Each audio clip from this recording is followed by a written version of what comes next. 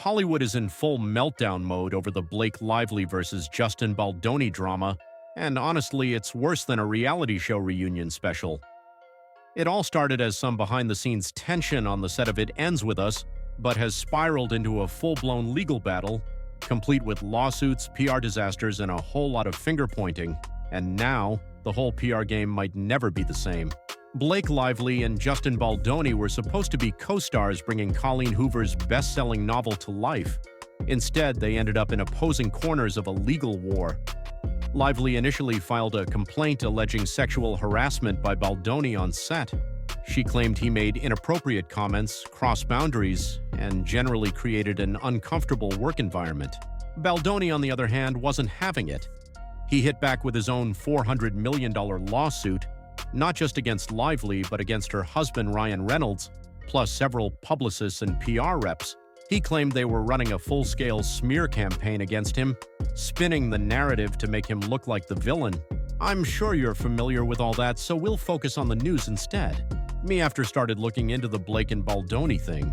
One of the biggest shockwaves from this case is how it's exposing Hollywood's PR machine. Publicists have always played a role in shaping how their clients are perceived, but now that some are getting dragged into legal drama, the game is changing fast. Take Leslie Sloan, Lively's longtime PR rep, for example. Baldoni's suit accuses her of actively working to change the media narrative. He claims she texted a Daily Mail reporter trying to flip a story that originally painted Lively as difficult on set. Instead, she allegedly pushed the narrative that the real problem was Baldoni and that the rest of the cast hated him. If true, that's PR maneuvering at its finest, but now it's being used as legal ammo. Publicists are freaking out over this because, let's be real, influencing press coverage is what they do. They post stories in their clients' favor all the time. But now, the fear is that any of them could be next. A major takeaway from all this drama is that publicists might start demanding legal protection in their contracts. Right now, most personal publicists aren't covered if things go south. They work for big-name celebs, but that doesn't mean they have the legal safety net that studio PR teams do. One PR insider even admitted that a lot of them have done things they're not exactly proud of. Hiding bad behavior, twisting narratives, doing what they gotta do to keep the client happy. Some publicists are even worried this case is making them look shady as a profession. After all, leaked texts from Baldoni's own crisis team showed them talking trash about him behind his back, calling him pompous and unlikable. And now clients are paranoid, asking their PR reps, "You're not talking smack about me to other publicists, right?" As if things weren't chaotic enough, Lively just dropped an amended complaint, adding more fuel to the fire. This time, she's bringing in two other actresses from It Ends With Us who, according to the filing, are willing to testify against Baldoni and his production partner, Jamie Heath. The names, I believe, weren't yet made public. However, this post on Twitter suggests one of the actresses was Jenny Slate.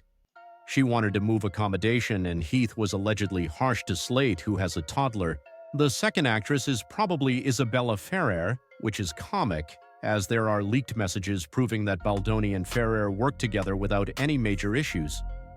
Isabella Ferrer better explain this text exchange with Justin Baldoni about how safe she felt working with him after the It Ends With Us production. Feel free to pause if you want to read all of it. The filings also claim Baldoni made sexual comments outside of filming and even called Lively and another actress sexy during unscripted moments. Apparently, Lively messaged one of them, venting about how you can't talk to people like that when you're not in character. Baldoni's team, of course, is calling BS. They say they've got some hard proof, including real-time documents and video, that tells a totally different story. Can't wait to see what they've got. They're also shading Lively and Reynolds for making jokes about the case, pointing to a Saturday Night Live skit where Reynolds seemed to poke fun at the situation. How's it going? Great. Why? What have you heard? They are smiling on the red carpet, pretending they didn't just try to ruin a man's career and steal the film he spent 5 years of his life on. Their PR thought it was cute. We are all Kevin Costner's eyebrows looking at Ryan Reynolds and Blake Lively. Yeah, Kevin is not happy at all with the situation. He's trying to figure out if this all is just a joke. This legal fight isn't just happening in court, it's all over social media too. Fans have been divided since day one, with a few supporting Lively and others defending Baldoni. But according to Lively's latest filing, there might have been more to the online chaos than just organic discourse. She alleges Baldoni's crisis team ran a covert online smear campaign against her. Apparently, 2 other actresses from the film started feeling the heat too, as they were suddenly getting hit with a wave of online hate during the movie's press tour. They even reached out to Lively, asking how to deal with the onslaught of negativity. Me reading everyone's horror stories about working with Blake Lively in the past while she continues to claim it's all a smear campaign. Late last night, while we all slept, they filed a protective order to protect some confidential documents from the public. Hollywood reporter here for 10 years. You don't want to know what Blake Lively did to get famous or the plastic surgeries she's had. This is just the tip of the iceberg. What happened? Can someone please explain? This is why you subscribe to Entertain Us, so you never miss any of the news.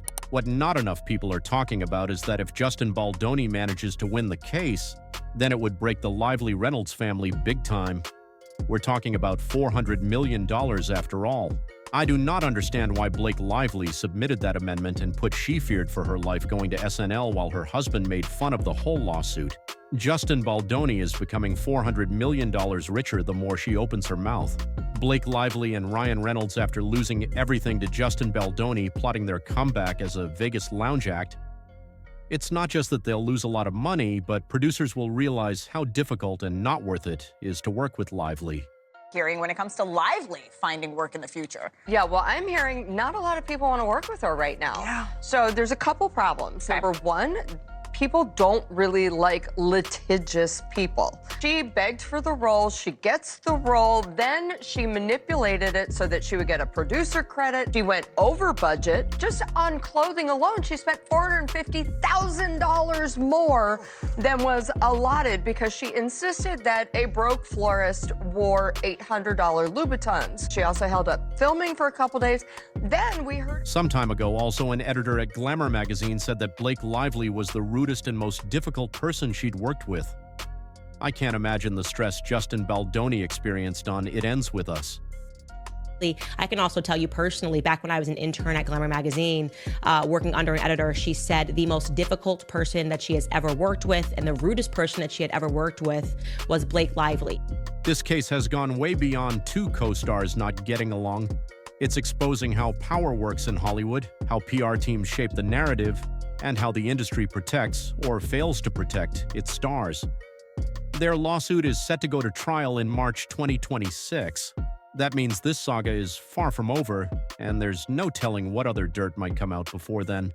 In the wake of this mess, Hollywood's PR landscape is shifting. Publicists are scared to do their usual behind-the-scenes work, fearing lawsuits. Celebrities are second-guessing their reps, wondering if they can really trust them. And fans? They're left watching the drama unfold like it's the latest binge-worthy scandal.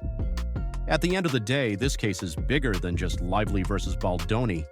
It's about the unspoken rules of Hollywood, rules that are now being dragged into the spotlight.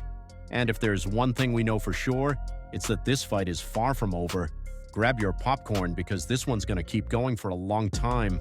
Meanwhile, Blake is cooking boob cakes for his son's 10th birthday. This is supposed to be a woman who just endured crippling sexual harassment and assault. Who makes a cake like that for their child's birthday anyway? My birthday cakes always have a little bit of a sense of humor. For my baby, I just did a giant set of which I feel like will haunt him for life.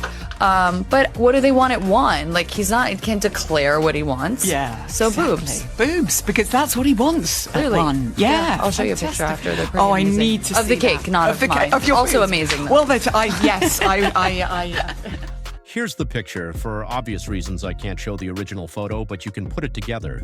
I was asked if I could say something good about Blake Lively. Of course I can. She has a good plastic surgeon. It's crazy how good plastic surgeries are nowadays. I will never pay to watch or stream anything Ryan Reynolds or Blake Lively are casted in again. These narcissists are rich and famous because of us. Their time in the limelight should be over. Fair point. I mean, if you forget about Ryan's personal life, a Deadpool movie could be always fun. This is Blake Lively and Justin Baldoni on the cover of The Hollywood Reporter. Crazy design. Is Blake Lively saying that Justin took credit for the film? Then why did he continue to claim it was his film?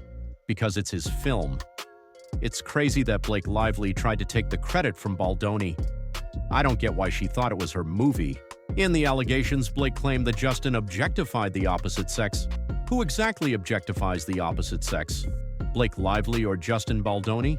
If I were Baldoni's lawyer, I would exhibit this poster while giving my opening. It would be a strong opening, no question. How do you think this will unfold? Let me know in the comments. If you subscribe, I'll be able to bring you all the news regarding the situation. Take care. How's it going? Great. Why? What have you heard?